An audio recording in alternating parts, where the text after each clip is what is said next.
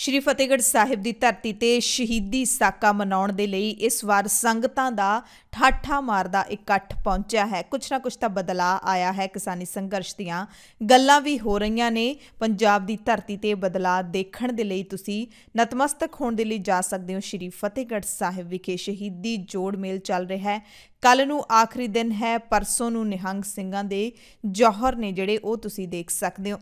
Twitter के उत्ते hashtag boycott BJP trend कर रहा है। लुधियाना ब्लास्ट दे विच की खबर है। किसानां दे वल्लों सियासी पार्टी ऐलान देण तो बाद की कुछ चल रहा है सियासत दे विच, सारियां खबरां दसांगे। सत श्री अकाल जी। एमरजेंसी बुलेटिन दे विच सब दा स्वागत है। मैं हरशरण कौर। बुलेटिन दे विच तुहानूं दसांगे पंजाब, भारत ते दुनिया भर दीआं सारियां अहम ते वड्डियां खबरां। शुरुआत करांगे पंजाब तो। पंजाब दीआं खबरां दे विच तुहानूं लै चलदे हां शहीदां दी धरती श्री फतेहगढ़ साहिब विखे, जिथे 25 दसंबर नूं शुरू होए शहीदी जोड़ मेल दे दूसरे दिन वड्डी गिणती दे विच संगत पहुंची है। निक्की उमरे वड्डा साका करन वाले श्री गुरु गोबिंद सिंह साहिब पातशाह दे छोटे फरजंद साहिबजादा जोरावर सिंह, साहिबजादा बाबा फतेह सिंह अते माता गुजरी जी दी लासानी कुर्बानी नूं समर्पित 3 दिना शहीदी जोड़ मेल हर साल मनाया जाता है। गुरुद्वारा श्री ज्योति स्वरूप विखे एक दिन पहला यानी कि 25 दसंबर नूं ही अखंड पाठ साहब आरंभ हो गए सी। 27 दसंबर नूं भोग पाए जाणगे। उस तो बाद गुरुद्वारा श्री फतेहगढ़ साहिब तो गुरुद्वारा ज्योति स्वरूप तक शहीदी नगर कीर्तन सजाया जाएगा। शहीदी नगर कीर्तन का जिहड़ा एक प्रभाव हुंदा है वो एक वक्री किस्म का हुंदा है, क्योंकि ये शहादतां जिहड़ियां होईयां ने सिख कौम दे विच लासानी शहादतां होईयां ने। हर किसी का दिल इन्हां दिनां दे विच, हर किसी का जिहड़ा मन है वो करुणा दे विच चला जाता है, वेग दे विच चला जाता है। हालांकि सिख प्रचारक ने जिहड़े हमेशा यही होका दिंदे ने कि इहदे विच रोण धोण वाली गल नहीं, सगों फखर करन वाली गल है। अपने दिलां दे विच जुल्म दे खिलाफ लड़न दा रोह ते जज्बा पैदा करन दी गल है, उसनूं बना के रखण दा जिहड़ा ज़्यादा लोड़ हैगी है। सो देश विदेश तो संगत गुरु घर विखे नतमस्तक हो रही है। वड्डी गिणती दे विच संगत दे वल्लों गुरुद्वारा फतेहगढ़ साहिब नूं जांदे राह दे उत्ते जिहड़े लंगर ने वो थां थां ते लाए गए ने। हालांकि सादे पकवान ने जिहड़े वो इन्हां लंगरां दे विच बनाए जांदे ने। किसी भी मिठे पकवान बनाउण ते वरताउण ते श्री अकाल तख्त साहिब अते SGPC दे वल्लों हर साल मनाही कीती जांदी है। 26 दसंबर दी रात नूं 9 वजे विशेष कवि दरबार सजाया गया है ते गुरुद्वारा श्री फतेहगढ़ साहिब विखे अमृत संचार का प्रबंध भी किया गया है। लाडलियां फौजां दे वल्लों 28 दसंबर नूं पुरातन रवायतां दे मुताबिक खालसाई महल्ला कड्ढण दीआं पूरीआं तैयारियां कर लईआं गईआं ने। प्रशासन दे वल्लों संगत दे रहण ते सुरੱਖਿਆ दे लई पूरे प्रबंध कीते गए ने। ते फतेहगढ़ साहिब दी धरती ते शहीदी जोड़ मेल दे दूसरे दिन इतिहासिक गुरुद्वारा साहिब विखे एक खास अरदास कीती गई है। अरदास उन्हां बंदी ਸਿੰਘਾਂ दी रिहाई दे लई कीती गई है जिहड़े कि दहाकिਆਂ तो जेलां दे विच कैद ने। कईयां ने अपनी कैद पूरी कर ली है, बावजूद इसते उन्हां नूं जेलां चों रिहा नहीं किया जा रहा। ते कई ਸਿੰਘ तां अजिहे ने जिन्हां नूं बिना किसी कसूर तो जेलां दे विच डक्या होया है। गुरुद्वारा फतेहगढ़ साहिब दे मुख ग्रंथी भाई हरपाल सिंह ने बंदी ਸਿੰਘਾਂ दी रिहाई दे लई अरदास कीती अते सारी दुनिया दे विच वसदी सिख संगत नूं इह अरदास दे विच शामिल होण दी अपील कीती। जिथे किथे भी कोई सिख वसदा है उन्हां कहा कि ओह बंदी ਸਿੰਘਾਂ दी रिहाई दे लई अरदास जरूर करे। सब दे घर बाणी बाणे दी दात बख्शणी। गरीब नवाज पातशाह जी अज पंथ वल्लों आप जी दे चरनां विच जोदड़ी है। धर्म युद्ध दे चलदियां पापियां नूं दंड दिंदियां धर्म दे फर्ज निभाउंदियां जिहड़े सिख नौजवान भारती हुकूमत दी जेलां विच गए, पातशाह जीओ किरपा करो जिन्हां दियां जिंदगियां जेलां विच गल गईयां। सच्चे साहिब जी रहमत करो। आप जी दा पल्ला फड़दे महाराज बंदी छोड़ सतगुर जी। सतगुर बंधन तोड़ निरारे बौड़ ना गर्भ मझारी जियो। बंधन कट्टन हारे पातशाह बंदी छोड़ सतगुर जी। रहमत करो, दया करो, बख्शिश करो पातशाह। अपने प्यारे धर्मी योधियां नूं काल कोठड़ियां विचों मुक्त करो महाराज। पंथ दा प्यार बख्शो, सिक्खी दी सेवा बख्शिश करो महाराज। समुचे पंथ की अरदास आप जी दे चरना कमला पास पातशाह जी। सहाई होवो महाराज, अपने पंथ दी बहुड़ी करो सतगुर सच्चे पातशाह जी। दातार जीओ आप जी के हजूर बख्शियां दाता विचों पवित्र कड़ाह प्रसाद जी की देगदार हाजिर है। आप जी दे दर परवान होवे, परवानत प्रसाद संगत विच वरताउण दी आग्या होवे। करो किरपा जी, इलाही हुक्म बख्श के असीसां दिओ। सुख होवे, नाम चित आवे, नानक नाम चढ़दी कला, तेरे भाणे सरबत दा भला। कुछ दिन पहला जलंधर विखे सिख जथेबंदियां दे वल्लों प्रैस कॉन्फ्रेंस की गई सी। उस प्रैस कॉन्फ्रेंस दे विच अपील की गई सी कि शहीदी साके मौके 26 दसंबर नूं सारी दुनिया दे विच वास्ते सिखां दे वल्लों बंदी ਸਿੰਘਾਂ ਦੀ रिहाई लई अरदास की जानी चाहिदी है। ਤੇ ਇਸ ਤਰ੍ਹਾਂ ਦੀਆਂ ਅਰਦਾਸਾਂ ਗੁਰਦੁਆਰਾ ਫਤਿਹਗੜ੍ਹ ਸਾਹਿਬ ਵਿਖੇ ਨਹੀਂ ਬਲਕਿ ਸ਼੍ਰੀ ਅਕਾਲ ਤਖਤ ਸਾਹਿਬ ਵਿਖੇ ਵੀ ਵੱਡੀ ਗਿਣਤੀ ਵਿੱਚ ਸਿੱਖਾਂ ਦੇ ਵੱਲੋਂ ਅਰਦਾਸ ਕੀਤੀ ਗਈ ਅਤੇ ਪੰਜਾਬ ਦੇ ਵੱਖ-ਵੱਖ ਗੁਰੂ ਘਰਾਂ ਦੇ ਵਿੱਚ ਅਰਦਾਸਾਂ ਕੀਤੀਆਂ ਗਈਆਂ ਨੇ। 11 ਜਨਵਰੀ ਨੂੰ ਵੀ ਪੂਰੀ ਦੁਨੀਆ ਦੇ ਵਿੱਚ ਅਰਦਾਸ ਸਮਾਗਮ ਕਰਵਾਏ ਜਾਣਗੇ। ਉਧਰ ਪੰਜਾਬ ਦੇ ਮੁੱਖ ਮੰਤਰੀ ਚਰਨਜੀਤ ਸਿੰਘ ਚੰਨੀ ਵੀ ਗੁਰਦੁਆਰਾ ਸ਼੍ਰੀ ਫਤਿਹਗੜ੍ਹ ਸਾਹਿਬ ਵਿਖੇ ਨਤਮਸਤਕ ਹੋਏ। ਉਹਨਾਂ ਨੇ ਲਾਸਾਨੀ ਸ਼ਹਾਦਤਾਂ ਨੂੰ ਸਜਦਾ ਕੀਤਾ। ਮੁੱਖ ਮੰਤਰੀ ਚਰਨਜੀਤ ਸਿੰਘ ਚੰਨੀ ਨੇ ਐਲਾਨ ਕੀਤਾ ਕਿ ਸ਼ਹੀਦਾਂ ਦੀ ਇਸ ਮਹਾਨ ਧਰਤੀ ਫਤਿਹਗੜ੍ਹ ਸਾਹਿਬ ਵਿਖੇ उस महान शहीद बाबा संगत सिंह जी की यादगार बनाई जाएगी, जिन्हां नूं गुरु गोबिंद सिंह साहिब दा रूप समझ के शहीद किया गया सी। चमकौर दी गढ़ी दे विचों ਸਿੰਘਾਂ ने जंग लड़ी सी ते जदों गुरु गोबिंद सिंह पातशाह ताड़ी मार के गढ़ी दे विचों निकल गए सी तां उन्हां ने अपनी पोशाक अते कलगी संगत सिंह जी नूं सजा दित्ती सी अते मुगलां ने संगत सिंह नूं गुरु गोबिंद सिंह पातशाह समझ के शहीद कर दित्ता सी। ਮੁੱਖ ਮੰਤਰੀ ਚੰਨੀ ਨੇ ਕਿਹਾ ਕਿ ਬਾਬਾ ਸੰਗਤ ਸਿੰਘ ਜੀ ਦੀ ਦੇਹ ਨੂੰ ਚਮਕੌਰ ਸਾਹਿਬ ਤੋਂ ਇੱਥੇ ਲਿਆਂਦਾ ਗਿਆ ਸੀ। ਉਹਨਾਂ ਕਿਹਾ ਕਿ ਸ਼ਹੀਦਾਂ ਦੀ ਮਹਾਨ ਧਰਤੀ ਦਾ ਜਿੰਨਾ ਵੀ ਸਤਿਕਾਰ ਅਤੇ ਨਮਨ ਕੀਤਾ ਜਾਵੇ ਉਹ ਘੱਟ ਹੈ। ਮੁੱਖ ਮੰਤਰੀ ਚੰਨੀ ਨੇ ਇਹ ਵੀ ਕਿਹਾ ਕਿ ਫਤਿਹਗੜ੍ਹ ਸਾਹਿਬ ਤੋਂ ਚਮਕੌਰ ਸਾਹਿਬ ਤੱਕ ਮਾਤਾ ਗੁਜਰੀ ਮਾਰਗ ਬਣਾਇਆ ਜਾਵੇਗਾ। ਮਾਤਾ ਗੁਜਰੀ ਜੀ ਦੀ ਵੀ ਲਾਮਿਸਾਲ ਕੁਰਬਾਨੀ ਹੈ। ਮੁੱਖ ਮੰਤਰੀ ਨੇ ਪੰਗਤ ਵਿੱਚ ਬਹਿ ਕੇ ਲੰਗਰ ਛਕਿਆ ਤੇ ਗੁਰਦੁਆਰਾ ਸਾਹਿਬ ਦੇ ਬਾਹਰ ਲੱਗੇ ਲੰਗਰਾਂ ਦੇ ਵਿੱਚ ਲੰਗਰ ਵਰਤਾਉਣ ਦੀ ਸੇਵਾ ਵੀ ਕੀਤੀ। ਸਾਹਿਬਜ਼ਾਦੇ ਜੋਰਾਵਰ ਸਿੰਘ ਜੀ, ਫਤਿਹ ਸਿੰਘ ਜੀ ਤੇ ਮਾਤਾ ਗੁਜਰ ਕੌਰ ਜੀ ਦੀ ਇਸ ਧਰਤੀ ਨੂੰ ਨਮਨ ਕਰਨ ਆਗੇ ਨਾਗਰਾ ਸਾਹਿਬ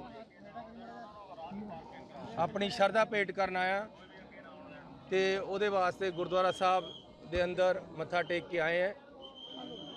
इत्थे चमकौर साहब तो बाबा संगत सिंह जी की देह नूं भी लिआंदा गया सी।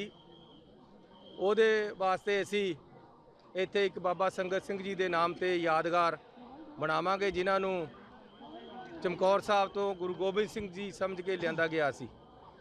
सो इस धरती का जिन्ना सत्कार करिए, जिन्ना नमन करिए उन्ना घट है। चमकौर साहब जिथों मैं MLA बनदा है उत्थे वड्डे साहिबजादियां दी शहीदी हुई है, इत्थे छोटे साहिबजादियां दी शहीदी हुई है।